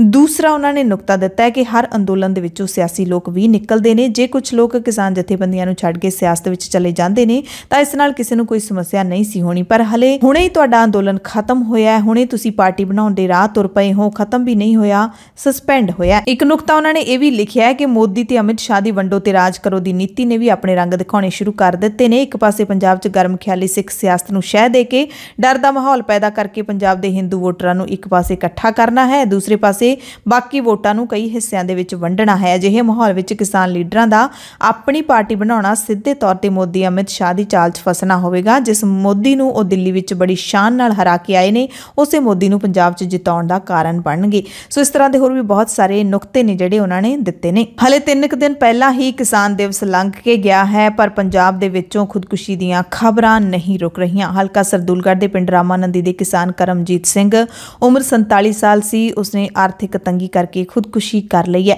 ਕਰਮਜੀਤ ਸਿੰਘ ਕੋਲ 4 ਏਕੜ ਜ਼ਮੀਨ ਸੀ। ਪਿਛਲੇ ਲੰਬੇ ਸਮੇਂ ਤੋਂ ਬਿਮਾਰ ਚੱਲ ਰਹੇ ਸੀ ਤੇ ਉਹਨਾਂ ਦੀ ਨਰਮੇ ਦੀ ਸਾਰੀ ਫਸਲ ਗੁਲਾਬੀ ਸੁੰਡੀ ਕਾਰਨ ਤਬਾਹ ਹੋ ਗਈ ਸੀ। ਮੁਆਵਜ਼ਾ ਵੀ ਨਹੀਂ ਮਿਲ ਰਿਹਾ ਸੀ। ਕਰਮਜੀਤ ਸਿੰਘ ਦੇ ਸਿਰ ਤੇ 6,70,000 ਰੁਪਏ ਦਾ ਬੈਂਕ ਦਾ ਕਰਜ਼ਾ ਸੀ। ਪਿੱਛੇ ਆਪਣੀ ਪਤਨੀ, ਪੁੱਤਰ ਅਤੇ ਇੱਕ ਧੀ ਨੂੰ ਛੱਡ ਗਏ ਨੇ। ਪੁੱਤ ਦੀ ਉਮਰ 17 ਸਾਲ ਹੈ, ਧੀ 19 ਸਾਲ ਦੀ ਹੈ। ਕਿਸਾਨ ਜਥੇਬੰਦੀਆਂ ਨੇ ਮ੍ਰਿਤਕ ਕਿਸਾਨ ਦਾ ਸਾਰਾ ਕਰਜ਼ਾ ਮਾਫ ਕਰਨ, ਪਰਿਵਾਰ ਦੇ ਇੱਕ ਜੀ ਨੂੰ ਸਰਕਾਰੀ ਨੌਕਰੀ ਦੇਣ ਦੀ ਮੰਗ ਕੀਤੀ ਹੈ। ਭਾਰਤੀ ਕਿਸਾਨ ਯੂਨੀਅਨ ਏਕਤਾ ਉਗਰਾਹਾਂ ਦੀ ਅਗਵਾਈ ਦੇ ਵਿੱਚ ਪੰਜਾਬ ਦੇ 15 ਜ਼ਿਲ੍ਹਿਆਂ ਦੇ ਵਿੱਚ DC ਤੇ SDM ਦਫ਼ਤਰਾਂ ਦੇ ਬਾਹਰ ਪੱਕੇ ਮੋਰਚੇ, ਦਿਨ ਰਾਤ ਤੇ ਪੱਕੇ ਧਰਨੇ ਲਗਾਤਾਰ 7ਵੇਂ ਦਿਨ ਵੀ ਜਾਰੀ ਰਹੇ।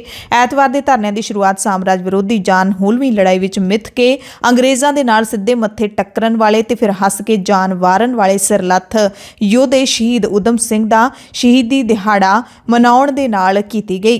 ਸ਼ਹੀਦ ਊਧਮ ਸਿੰਘ ਦੇ ਸ਼ਹੀਦੀ ਦਿਹਾੜੇ ਨੂੰ ਪੰਜਾਬ ਦੇ ਮੁੱਖ ਮੰਤਰੀ ਚਰਨਜੀਤ ਸਿੰਘ ਚੰਨੀ ਨੇ ਵੀ ਸਜਦਾ ਕੀਤਾ। ਸ਼੍ਰੋਮਣੀ ਅਕਾਲੀ ਦਲ ਦੇ ਪ੍ਰਧਾਨ ਸੁਖਬੀਰ ਸਿੰਘ ਬਾਦਲ ਨੇ ਵੀ ਉਸ ਕੁਰਬਾਨੀ ਨੂੰ ਯਾਦ ਕਰਦਿਆਂ ਸ਼ਹੀਦਾਂ ਦੇ ਰਾਹ ਤੇ ਚੱਲਣ ਦੀ ਅਰਦਾਸ ਕੀਤੀ। ਦਿੱਲੀ ਦੇ ਮੁੱਖ ਮੰਤਰੀ ਅਰਵਿੰਦ ਕੇਜਰੀਵਾਲ ਨੇ ਵੀ ਸ਼ਹੀਦੀ ਨੂੰ ਸਜਦਾ ਕੀਤਾ। ਲੁਧਿਆਣਾ ਬੰਬ ਧਮਾਕੇ ਦੇ ਨਾਲ ਜੁੜੀ ਤਾਜ਼ਾ ਅਪਡੇਟ ਇਹ ਹੈ ਕਿ ਬੰਬ ਧਮਾਕੇ ਦੇ ਵਿੱਚ ਮੁਲਜ਼ਮ ਗਗਨਦੀਪ ਸਿੰਘ ਦੀ ਸਕੂਟੀ ਪੁਲਿਸ ਨੇ ਬਰਾਮਦ ਕਰ ਲਈ ਹੈ, ਕਿਉਂਕਿ ਜਾਣਕਾਰੀ ਇਹ ਮਿਲੀ ਸੀ ਕਿ ਉਹ ਘਰੋਂ ਐਕਟਿਵਾ ਤੇ ਨਿਕਲਿਆ ਸੀ ਪਰ ਅਦਾਲਤੀ ਕੰਪਲੈਕਸ ਦੇ ਵਿੱਚ ਕਾਰ ਤੇ ਪਹੁੰਚਿਆ ਸੀ। ਗਗਨਦੀਪ ਸਿੰਘ ਉਹੀ ਹੈ ਜਿਸ ਨੇ ਬੰਬ ਅਸੈਂਬਲ ਕਰਨ ਦੀ ਕੋਸ਼ਿਸ਼ ਕੀਤੀ ਸੀ, ਫਿੱਟ ਕਰਨ ਦੀ ਕੋਸ਼ਿਸ਼ ਕੀਤੀ ਸੀ, ਪਰ ਖੁਦ ਹੀ ਮਾਰਿਆ ਗਿਆ। ਪੂਰੇ ਪੰਜਾਬ ਦੇ ਵਿੱਚ ਪੁਲਿਸ ਨੇ ਚੌਕਸੀ ਵੀ ਵਧਾ ਦਿੱਤੀ ਹੈ। ਥਾਂ-ਥਾਂ ਤੇ ਨਾਕੇ ਲਾ ਕੇ ਪੁਲਿਸ ਚੈਕਿੰਗ ਕਰ ਰਹੀ ਹੈ। ਉਧਰ ਪੰਜਾਬ ਕਾਂਗਰਸ ਦੇ ਪ੍ਰਧਾਨ ਨਵਜੋਤ ਸਿੰਘ ਸਿੱਧੂ ਦੇ ਪੁਲਿਸ ਦੀਆਂ ਪੈਂਟਾਂ ਗਿੱਲੀਆਂ ਹੋਣ ਵਾਲੇ ਵਿਵਾਦਿਤ ਬਿਆਨ ਕਾਰਨ ਪੁਲਿਸ ਵਿਭਾਗ ਦੇ ਅਧਿਕਾਰੀਆਂ ਤੇ ਮੁਲਾਜ਼ਮਾਂ ਦੇ ਵਿੱਚ ਗੁੱਸਾ ਪਾਇਆ ਜਾ ਰਿਹਾ ਹੈ। इस संबंधी चंडीगढ़ पुलिस के एक DSP ने सोशल मीडिया ते लाइव होकर सिद्धू नूं मोड़वा जवाब भी दिता है। DSP की वीडियो काफ़ी वायरल हो रही है। दरअसल नवजोत सिंह सिद्धू ने 2 दिन पहला एक कांग्रेसी विधायक के हक विच आउंदियां जोश दे विच कह दिता सी कि जेकर चीमा एक दबका मार देवे तां पुलिस अधिकारियों दी पैंटां गिल्लियां हो जाण। ते सिद्धू दे उस बयान का जवाब दिंदियां DSP दिलशेर सिंह चंदेल ने अपने शायरी वाले अंदाज दे विच कहा कि सियासत के रंगां विच इन्ना ना डुबो कि सूरवीरां दी शहादत याद ना आवे। जुबान का वादा याद रखो, जुबान दे बोल याद रखो। उन्होंने कहा कि पुलिस की ज़मीर भी है, सत्कार भी है, इसनूं कायम रखना साडी जिम्मेदारी है। मैं सिद्धू साहब का धन्नवाद करदा कि उन्होंने पूरी पुलिस फोर्स नूं शर्मसार कर दिता है। उन्होंने कहा कि नवजोत सिंह सिद्धू ने जनतक मीटिंग दे विच अजिहा बयान दे के पुलिस का मजाक उड़ाया है ते फोर्सां दा मनोबल डिग गया है। नाल ही DSP ने नवजोत सिंह सिद्धू नूं सुरक्षा छड्डण दी चुनौती भी दे दी। पुलिस अधिकारी ने कहा कि पुलिस तो बिना तां कोई रिक्शा चालक भी सियासतदानां दी गल नहीं सुनेगा। बहुत ही शर्म वाली गल है कि सीनियर लीडर अजिहे शब्द कह के फोर्सां दा अपमान करते हैं। यही फोर्स सिद्धू साहब दे परिवार समेत उसकी रक्षा भी करती है, उन्हां दी फैमिली दी हिफाजत करती है, उन्हां दी राखी करती है। जे ऐडी गल है ਤਾਂ ਇਹ ਫੋਰਸ ਨੂੰ ਵਾਪਸ ਕਰਕੇ ਆਪਣੇ ਆਪ ਘੁੰਮਣ 10-10 20-20 ਬੰਦੇ ਇੱਕ ਕੰਪਨੀ ਆਪਣੇ ਨਾਲ ਲਈ ਘੁੰਮਦੇ ਹਨ ਫੋਰਸ ਤੋਂ ਬਿਨਾਂ ਤਾਂ ਰਿਕਸ਼ੇ ਵਾਲਾ ਵੀ ਇਹਨਾਂ ਦਾ ਕਹਾ ਨਹੀਂ ਮੰਨਦਾ। ਸੋ ਮੈਂ ਦਿਲਸ਼ੇਰ ਸਿੰਘ ਚੰਦੇਲ DSP ਇਸ ਗੱਲ ਦੀ ਪੁਰਜੋਰ ਸ਼ਬਦਾਂ ਦੇ ਨਾਲ ਨਿਖੇਧੀ ਕਰਦਾ ਹਾਂ ਔਰ ਮੈਂ ਹਿੰਦੁਸਤਾਨ ਦੀ ਪੁਲਿਸ ਵੱਲੋਂ, ਪੰਜਾਬ ਦੀ ਪੁਲਿਸ ਵੱਲੋਂ, ਚੰਡੀਗੜ੍ਹ ਦੀ ਪੁਲਿਸ ਵੱਲੋਂ ਇਸ ਗੱਲ ਦੀ ਨਿਖੇਧੀ ਕਰਦਾ ਹਾਂ ਤੇ ਰੋਸ ਪ੍ਰਗਟ ਕਰਦਾ ਹਾਂ ਕਿ ਉਹਨਾਂ ਨੂੰ ਇਸ ਤਰ੍ਹਾਂ ਦੇ ਸ਼ਬਦ अपनी फोर्स बारे नहीं बोलने चाहिए। ते नवजोत सिंह सिद्धू लगातार पंजाब दे विच रैलियां कर रहे ने अते ऐतवार नूं सिद्धू बटाला पहुंचे। इत्थे पहुंचे सिद्धू ने मजीठिया दे मुद्दे ते अपनी सरकार नूं फिर घेरिया। नवजोत सिंह सिद्धू ने कहा कि चैन नाल नहीं बैठूंगा क्योंकि FIR दर्ज करन नाल कुछ नहीं बनना, गिरफ्तारी भी होनी चाहिदी है ते सिर्फ मजीठिया दी गिरफ्तारी दे नाल भी कुछ नहीं बनना। जिहड़े नशे दे वड्डे होर तस्कर ने उन्हां नूं भी जिहड़ा उन्हां दा गलमा भी फड़ना पैना। सिद्धू ने मजीठिया तो सवाल भी पूछे, जनतक तौर पर पूछे सवाल दे विच कहा कि हुण मजीठिया पुलिस तो डरदा भज क्यों रहा है। ਤੇ ਸਿੱਧੂ ਨੇ ਬਟਾਲਾ ਤੋਂ ਕਿਸੇ ਬਾਹਰੀ ਉਮੀਦਵਾਰ ਨੂੰ ਟਿਕਟ ਨਾ ਦੇਣ ਦੀ ਵਕਾਲਤ ਕਰਦਿਆਂ ਇਸ ਹਲਕੇ ਤੋਂ ਅਸ਼ਵਨੀ ਸੇਖੜੀ ਨੂੰ ਹੀ ਚੋਣ ਮੈਦਾਨ ਦੇ ਵਿੱਚ ਉਤਾਰਨ ਦਾ ਐਲਾਨ ਕਰ ਦਿੱਤਾ, ਯਾਨੀ ਕਿ ਇੱਕ ਤਰੀਕੇ ਨਾਲ ਉਮੀਦਵਾਰ ਦਾ ਐਲਾਨ ਕਰ ਦਿੱਤਾ ਹੈ। ਸਿੱਧੂ ਨੇ ਆਪਣੀਆਂ ਤਾਰੀਫਾਂ ਦੇ ਵੀ ਪੁਲ ਬੰਨ੍ਹ ਦਿੱਤੇ, ਕਿਹਾ ਕਿ ਜੇ ਜ਼ਰੂਰਤ ਸੀ ਤਾਂ ਸੂਬੇ ਦੇ DGP ਐਡਵੋਕੇਟ ਜਨਰਲ ਨੂੰ ਹਟਾਇਆ, ਮਜੀਠੀਆ ਵਰਗੇ ਤੇ ਵੀ ਕੇਸ ਦਰਜ ਕਰਵਾਇਆ। सिद्धू ने मुड़ तो किसानों के लिए रोड मैप की गल की, कहा कि मुड़ सरकार बन ते दालां ते बीजां ते असीं MSP देंगे। कांग्रेस के लिए चोण प्रचार करने लई हुण कौमी लीडर राहुल गांधी भी पंजाब पहुंचणगे। 3 जनवरी नूं राहुल गांधी की मोगा दे विच रैली होवेगी। उधर BJP ने भी जलंधर दे विच अपना वड्डा हाईटैक दफ्तर खोल दिता है। केंद्रीय कैबिनेट मंत्री गजेंद्र सिंह शेखावत ने दफ्तर का उद्घाटन किया। प्रधानमंत्री नरेंद्र मोदी ने ऐतवार नूं अपने मन की बात की। राष्ट्र के नाम संबोधन करदे मोदी ने लोगों नूं आउंदे नवें साल के जश्नां त्योहारां दौरान कोरोना वायरस के नवें स्वरूप ओमिक्रॉन तो चौकस रहण ते सावधान रहण की अपील की। उन्होंने भी कहा कि 15 तो 18 साल तक के बालगां का कोरोना रोकू टीकाकरण प्रोग्राम 3 जनवरी तो शुरू होवेगा। उन्होंने कहा कि विग्यानी ओमिक्रॉन के टाकरे लई खोज के काम दे विच जुटे हुए ने। ते कोरोना की बूस्टर डोज के नाल जुड़ी एक खबर भी तुहानूं दस दिंदे हां। कोविड टीके की दूसरी अते तीजी खुराक के विचाले 9 तो 12 महीने का फर्क हो सकता है। इस सरकार के अधिकारिक सूत्रां ने जानकारी दी है। भारत के टीकाकरण प्रोग्राम के मौजूदा समय इस्तेमाल किए जा रहे टीकियां कोविशील्ड अते कोवैक्सीन के लिए फर्क दीयां बरीकियां ते काम किया जा रहा है। इस संबंधी आखिरी फैसला जल्दी लिया जाएगा। ये भी दस्सिया गया है कि जिन्हों ने 2 डोजेज लगवा लिया ने, जिन्होंने तीसरी डोज लैनी है, बूस्टर डोज लैनी है, तो फिर 9 तो 12 महीनों का फर्क होना चाहिए। बिहार के ऐतवार नूं वड्डी घटना वापरी। मुजफ्फरपुर जिले के ऐतवार सवेरे एक नूडल्स फैक्टरी के बॉयलर फटन कारण घट्टो घट्ट 6 लोगों की मौत हो गई। अधिकारियों ने दस्सिया कि इस घटना के फैक्टरी ढह गई है, नेड़लियां इमारतों को भी नुकसान पहुंचा है। बेला उद्योगिक इलाके के वसनीक सवेरे करीब 9:30 बजे उदों तेज़ धमाके की आवाज़ नाल सहम गए जदों धमाके करके फैक्टरी ढह गई अते नाल दीयां इमारतां दीयां छत्तां भी डिग गईयां। घटना स्थान पर मौजूद मुजफ्फरपुर के जिला अधिकारी प्रणव कुमार ने दस्सिया कि हुण तक 6 लाशां मलबे चों कड्ढियां जा चुकीआं ने। जख्मी लोगों को हस्पताल पहुंचाया गया, हाले होर भी लाशां निकलण दा खदशा है। ਭਾਰਤ ਨੇ ਚੀਨ ਦੇ 5 ਉਤਪਾਦਾਂ ਦੇ ਉੱਤੇ 5 ਸਾਲਾਂ ਦੇ ਲਈ ਡੰਪਿੰਗ ਵਿਰੋਧੀ ਟੈਕਸ ਲਾ ਦਿੱਤਾ ਹੈ। ਚੀਨ ਤੋਂ ਸਸਤੇ ਸਮਾਨ ਦੀ ਦਰਾਮਦ ਕਾਰਨ ਸਥਾਨਕ ਉਤਪਾਦਕਾਂ ਨੂੰ ਸੰਭਾਵੀ ਨੁਕਸਾਨ ਤੋਂ ਬਚਾਉਣ ਦੇ ਲਈ CBIC ਨੇ ਇਹ ਕਦਮ ਚੁੱਕਿਆ ਹੈ, ਯਾਨੀ ਕਿ central board of indirect Texas ਦੇ ਵੱਲੋਂ ਇਹ ਕਦਮ ਚੁੱਕਿਆ ਗਿਆ ਹੈ। ਇਹਨਾਂ ਦੇ ਵੱਲੋਂ ਜਾਰੀ ਵੱਖ-ਵੱਖ ਨੋਟੀਫਿਕੇਸ਼ਨਾਂ ਦੇ ਮੁਤਾਬਿਕ ਡੰਪਿੰਗ ਵਿਰੋਧੀ ਟੈਕਸ ਐਲੂਮੀਨੀਅਮ ਦੇ ਕੁਝ ਉਤਪਾਦਾਂ, ਸੋਡੀਅਮ ਹਾਈਡਰੋਸਲਫਾਈਟ, ਸਿਲੀਕॉन ਸੀਲੈਂਟ, ਹਾਈਡਰੋਫਲੋਰੋਕਾਰਬਨ ਦੇ ਕੰਪੋਨੈਂਟ R32 ਅਤੇ ਹਾਈਡਰੋਫਲੋਰੋਕਾਰਬਨ ਬਲੈਂਡਸ ਦੇ ਉੱਤੇ ਇਹ ਟੈਕਸ ਲਾਇਆ ਗਿਆ ਹੈ। ਵਣਜ ਮੰਤਰਾਲੇ ਦੀ ਜਾਂਚ ਇਕਾਈ ਡਾਇਰੈਕਟਰ ਜਨਰਲ ਆਫ ਰੈਮੇਡੀਜ਼ ਦੀਆਂ ਸਿਫਾਰਿਸ਼ਾਂ ਤੋਂ ਬਾਅਦ ਇਹ ਟੈਕਸ ਲਾਇਆ ਗਿਆ ਹੈ। ਭਾਰਤ ਦੇ ਚੀਫ ਜਸਟਿਸ NV ਰਾਮੰਨਾ ਨੇ ਕਿਹਾ ਹੈ ਕਿ ਇਹ ਧਾਰਨਾ ਇੱਕ ਮਿੱਥ ਹੈ, ਬਿਲਕੁਲ ਗਲਤ ਹੈ ਕਿ ਜੱਜ ਹੀ ਜੱਜਾਂ ਨੂੰ ਨਿਯੁਕਤ ਕਰ ਰਹੇ ਨੇ, ਕਿਉਂਕਿ ਨਿਆਂਪਾਲਕਾਂ ਨਿਆਇਕ ਅਧਿਕਾਰੀਆਂ ਦੀ ਨਿਯੁਕਤੀ ਦੀ ਪ੍ਰਕਿਰਿਆ ਵਿੱਚ ਸ਼ਾਮਿਲ ਕਈ ਹਿੱਤਧਾਰਕਾਂ ਵਿੱਚੋਂ ਮਹਿਜ਼ ਇੱਕ ਹਿੱਤਧਾਰਕ ਹੈ।